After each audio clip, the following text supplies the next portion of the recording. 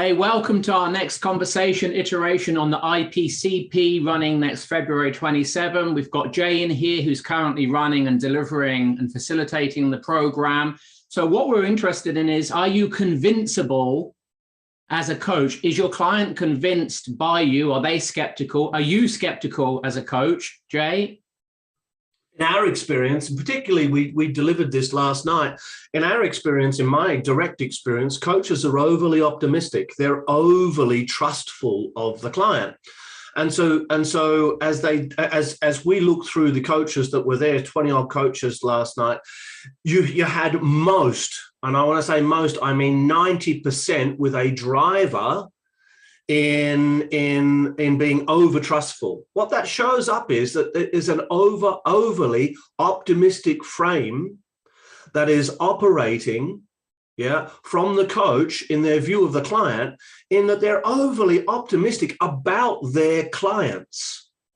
And so what that leads to is they're not seeing the client as they are, they're seeing the client as they are. So they're projecting optimism onto the client. As you and I know, Scott, there's no pessimism or optimism. They're human frames. They don't exist in reality.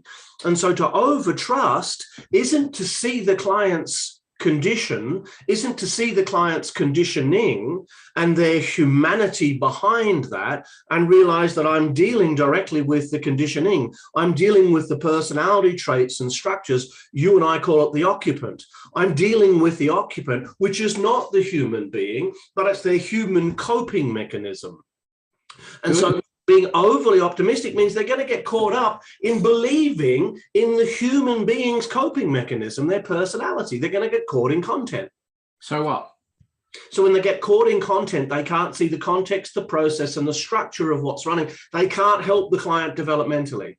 They can't help them get objective to what they're subject to because they're playing in content and they're trying to shift the deck chairs. And it's not going to make any difference in the long term. And then from a client perspective, as you see your clients convince the strategy? So clients convince the strategies are in the Australian population, largely optimistic as well. They're largely toward the over-trusting end.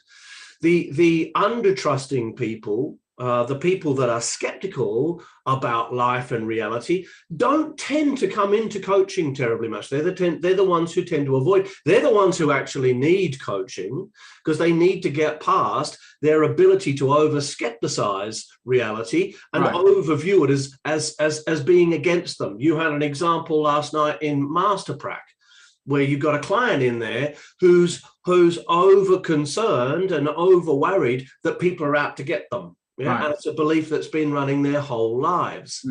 Whilst it's on the rarer side, it still exists. Sure. And so what if a coach isn't across this dynamic in the coaching relationship?